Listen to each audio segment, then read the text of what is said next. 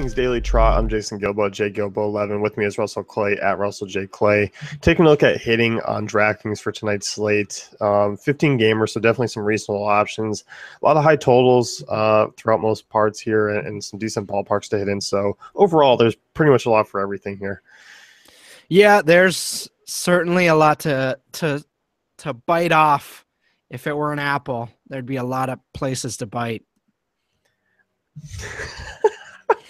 Yeah, that was a great slate comparative to an apple there. All right. Anyway, Astros and Pirates, Ivan Nova versus Joe Musgrove. If I'm looking to pick on anyone here, it's going to be Nova. Although I do feel like some of these guys are more just kind of GPP guys.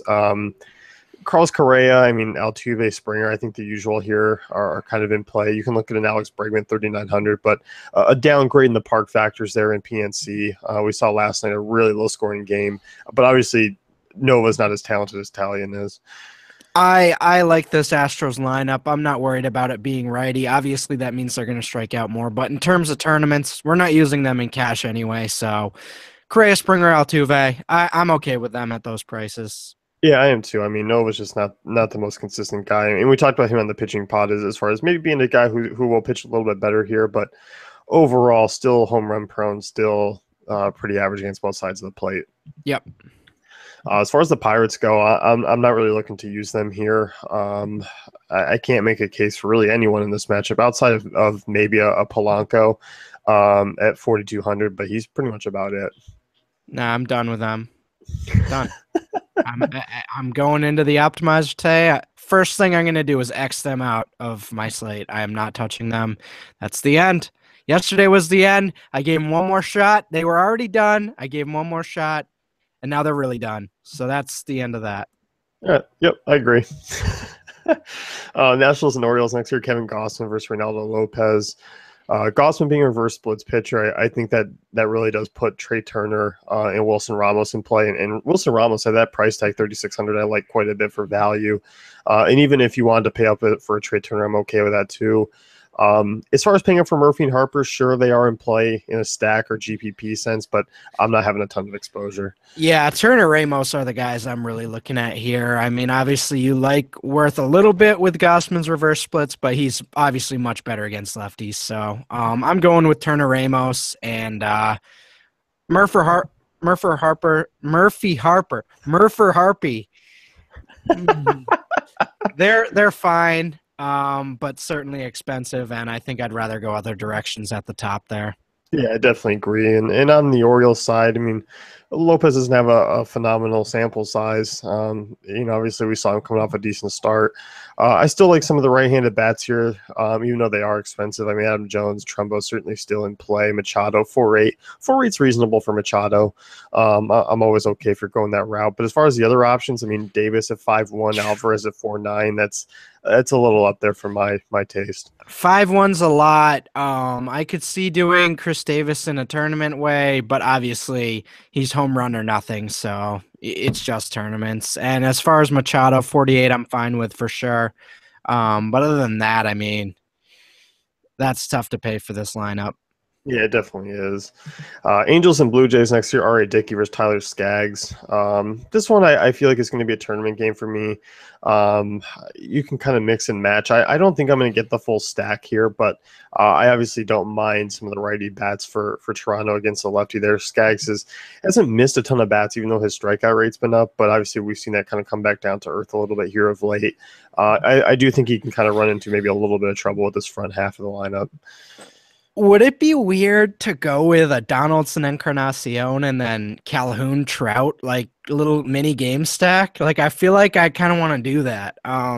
Obviously none of those are really cash game guys, but I don't mind these power Blue Jays bat prices here. So Donaldson Encarnacion, even a Devon Travis at 34, I'm okay with.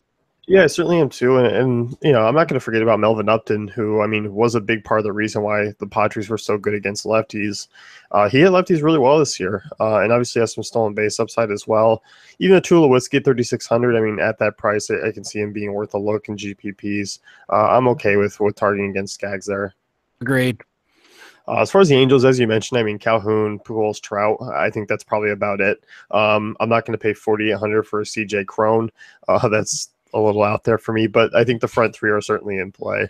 Yeah, and Nick Buss has two S's, so he's clearly just crossed off the list. Yeah, solely for name purposes, I'm Yeah. with you. Although That's fairly important. And Caleb with a K, that's also pretty rough. So the Angels really got to get their name game on point here before I really take the end of their lineup seriously. well, the funny thing is 5 through 9 is all under 3K. Yeah. So it's a That weird. is. If you need some value, I guess if you wanted to punt somewhere, I mean Dickey's not the worst target. You go with Jet Bandy, Cliff Pennington. I like that name. But we're not going with Caleb Coward, Colin Coward's little brother over there. No, but the thing is this lineup after really Crone there, it's not a good lineup. There's a reason why those guys are below 3K. Yes, indeed. So, Red Sox and Rays, Chris Archer versus Clay Buchholz. Some of these bats I don't mind. I mean, obviously I feel like you can take a look at some of these Red Sox cheaper bats. Archer's obviously is a guy who has kind of found himself and been a lot solid and has always been more solid at home. Jackie Bradley Jr., 3,800. I don't mind. Bogarts, Pedroia up top for both under 4K, but it's more of a GPP play. I'm not looking at this in cash.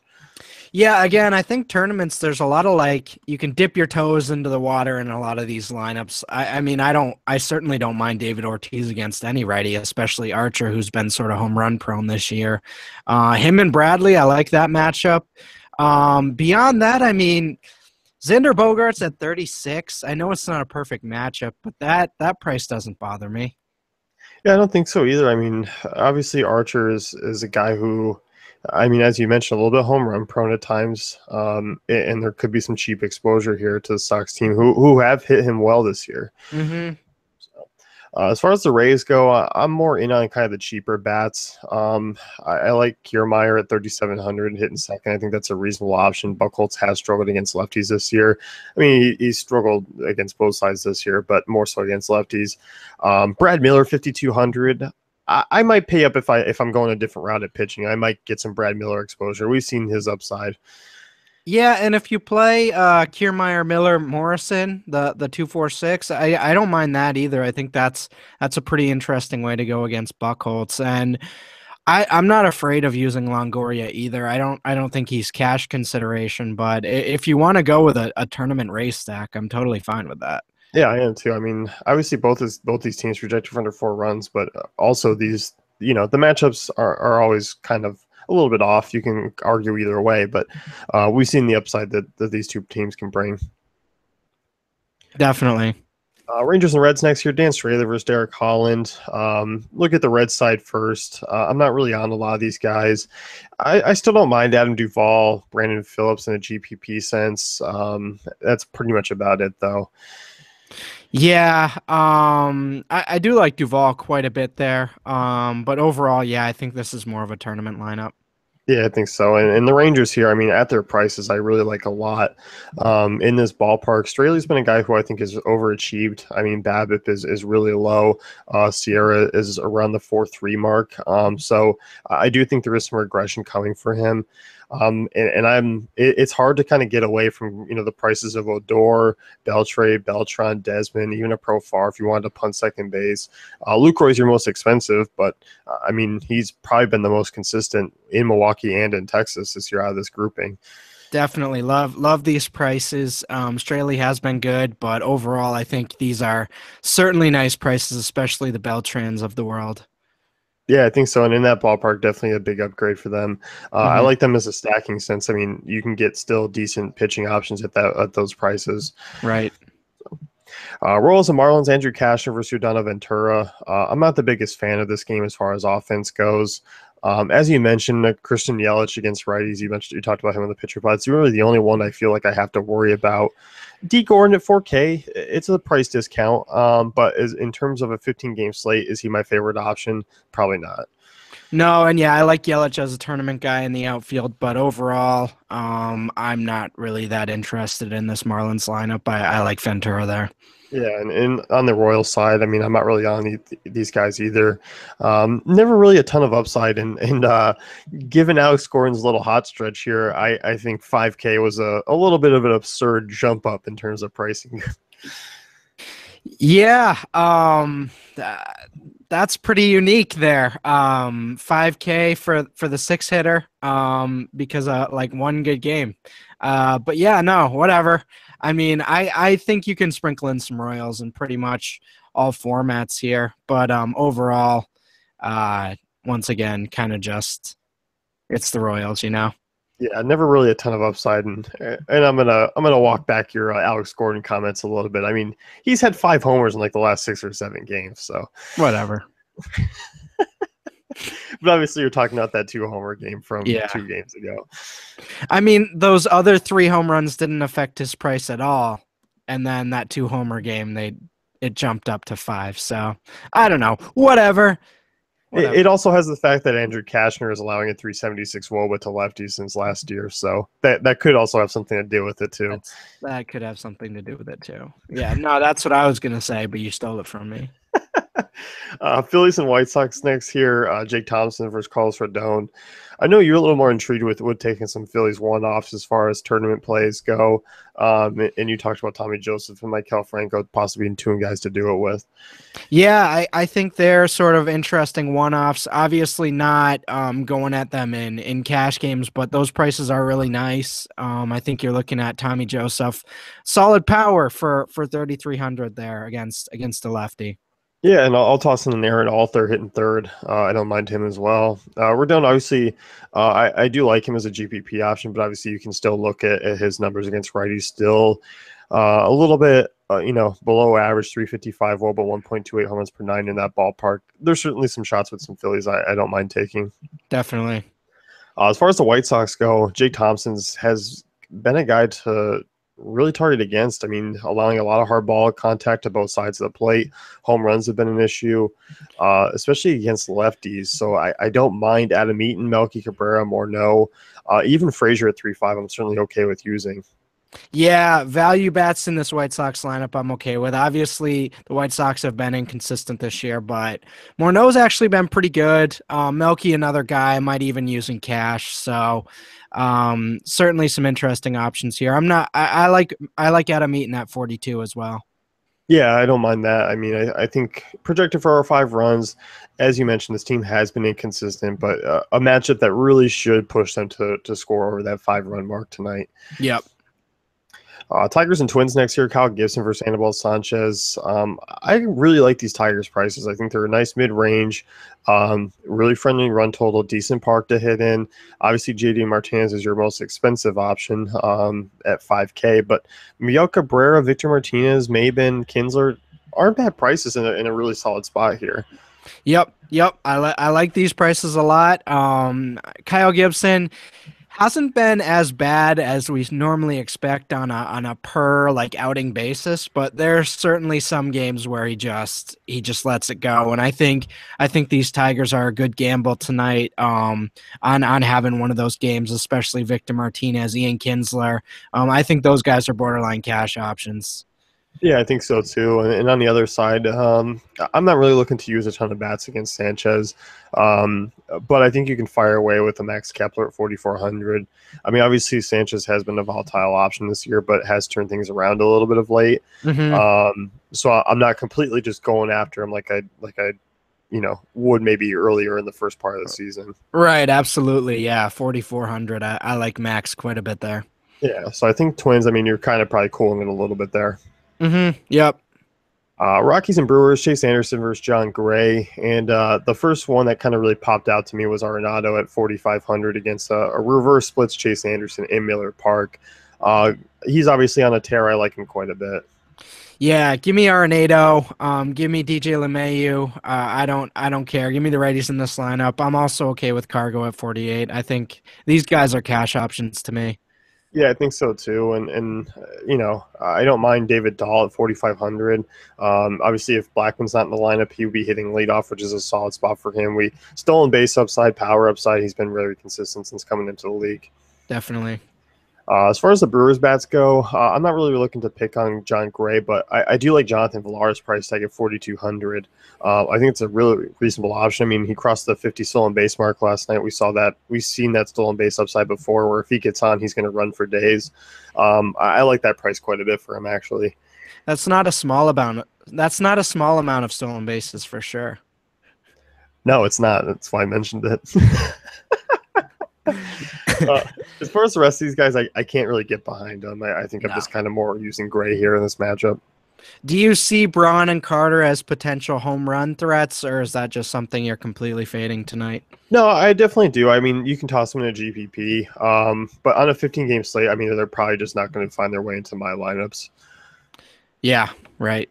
So, Mets and Cardinals next year. You got John Neese versus Jaime Garcia. Obviously, Neese being on the hill opens up things for some of the front guys in that lineup. Neese, I mean, since last year has been bad against righties. I mean, 1.44 runs per nine, 346 WOBA. Guys like Tommy Pham, Steven Piscotty certainly in play, and I even don't mind a Jed Jerko in the back half of that lineup either. Agreed. Yeah. I like this lineup quite a bit. I was talking about Steven Piscotty. I think if you're looking for a pay up option, he's certainly one to look at in cash. Overall, though, Yadier Molina at 29 piques my interest for sure. But overall, still limiting my Cardinals exposure a little bit. Yeah, they're not the most trustworthy offense, especially against left-handers. It's just more a couple focal points, and that's about it. Yep. As far as the Mets go, I'm not really looking to use a ton of these guys. Well, hey, I'm not giving the buzzer noise. I mean, I still think the UNS Cespedes is in play for tournaments. Yeah. Wilmer Flores at 3,400 has hit lefties well. That's it. Yeah, no, obviously Cespedes there, and you got to give him his respect. But beyond that, yeah, especially with no Granderson, no against lefties, it's just tough for the Mets, Yeah, it definitely is. Braves and Diamondbacks here next. Archie Bradley versus Rob Whalen. Obviously, last night we saw this game be extremely high scoring. I could actually see that happening yet again here. Reason why I don't like Archie Bradley tonight, his numbers against lefties are pathetic. 374 WOBA since last year, 1.43 home runs per nine. You're lining up in Coyote, Freeman, Markakis, and they'll probably toss in another lefty in the top half of that lineup as well. I think those guys are actually pretty decent targets. As long as teams keep serving up these weak righties to Freddie Freeman, we got to keep playing him, right? He's on a tear. I mean, it's hard not to at this point. I think he's still a borderline cash play at 5-4 against these weak righties. I mean, we saw it yesterday. Obviously, been streaking, and you assume those home runs will regress at some stage. But I mean, this is another great matchup. So certainly in play in all formats at first. Yeah, it definitely is. And Archie Bradley against righties is pretty average. So, I mean, I won't be going after the righties. I mean, maybe a Matt Kemp. But it kind of does mix in. It does give him a little bit more opportunity for some RBI chances as well. Yep. As far as the Diamondbacks go, I mean, some of these guys are priced up a little bit higher, but against Whalen, I think you can kind of look at really both sides of the plate. A lot of home run potential for some of these guys here. I like Yasmani Tomas's price at 4,500. Wellington Castillo's been actually not that bad against righties at home this year, so I'm certainly fine there. And then it's kind of the usual names of Goldschmidt, Segura, if you wanted to go up top. And you didn't mention the one guy there, our pal Jake Lamb. Is he a fade right now in good matchups just because of his performance of late, or what are we doing with him? I mean, he's still 4,500, so it's not like he's cheap. It is a good matchup for him, and normally he would be exploiting that, but kind of tough to trust him right now. Yeah, I mean, you go back to April 5th. He's had 8 hits. Yeah, 8 for his last 60. Yeah, it's not good. I mean, he's over his last 3 games, 14 at bats. He's over his last 14. He hasn't been hitting the ball well. Sure, I'm still not going to rule him out in the GPP play because it's bound to come around at some point. And yeah, if you're on them that night, you're going to catch him at lower ownership. And I think tonight it's going to be even more lower ownership because it is a 15 game slate. And like normally, if he was hitting regularly, that this would probably be a cash game move for Jake Lamb at 45 against a weak righty. But today, I think he's just strictly tournaments. And like you mentioned, hey, if Jason Hayward can hit a homer, then Jake Lamb certainly can in a good matchup. So Yeah. I think we're still cautiously optimistic for Jake Lamb right now. Yeah, I think so too. Indians and A's next year, Sean Manaea versus Danny Salazar. Even though Salazar has not looked right, I mean, obviously over his last two starts, I mean, the one before the DL trip and the one after, I'm not looking to use A's. I think on a 15 game slate, it doesn't make sense to kind of dive into them. It's just their value, but we've already talked about a lot of value guys that we like here. Yeah, no, I'm all set. If anything, I'm gambling on Salazar tonight in sort of a deep tournament way. I'm not touching the ace. Yeah, and as far as the Indians bats go, I mean, I do like Francisco Lindor's price. I like Mike Napoli's price. I'm okay with actually taking some shots with Indians. I mean, Manaea has been home run prone. I mean, against righties, 1.56 home runs per nine. He's been better at home, but obviously anyone will pitching in that ballpark. But I don't mind the cheap guys. I think Rajai Davis is probably the only one who I find a little bit overpriced. Yeah, it's a fair price, but again, tough matchup for Indians against lefties. So overall, don't mind sprinkling them in, but not my favorite lineup tonight for sure. No. Yankees and Mariners next year. Taijuan Walker versus CC Sabathia. Gary the Goat Sanchez behind the plate. It's when does it end? It doesn't. It just keeps going.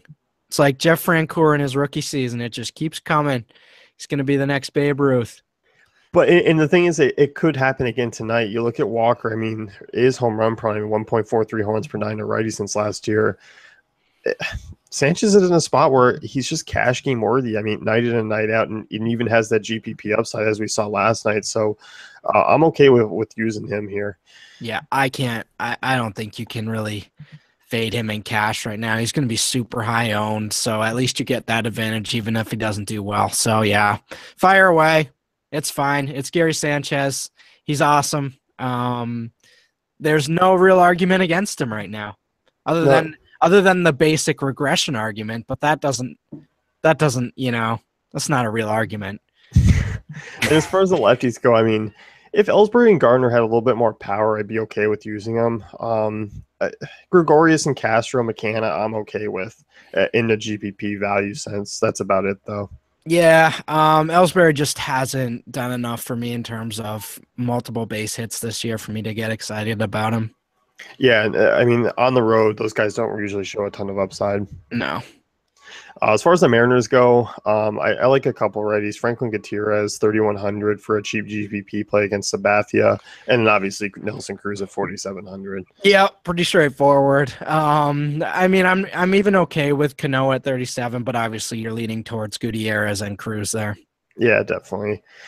Cubs and Padres next year. Jake Arrieta versus Kristen Frederick, and wow, a couple Cubs prices went crashing down like it's the 2008 housing market here. Because I mean, Fowler 39, Rizzo 43, Zobrist 4K. Those aren't bad prices there. I love it. Certainly going to go at Christian Frederich with Rizzo here at 43. I like that quite a bit.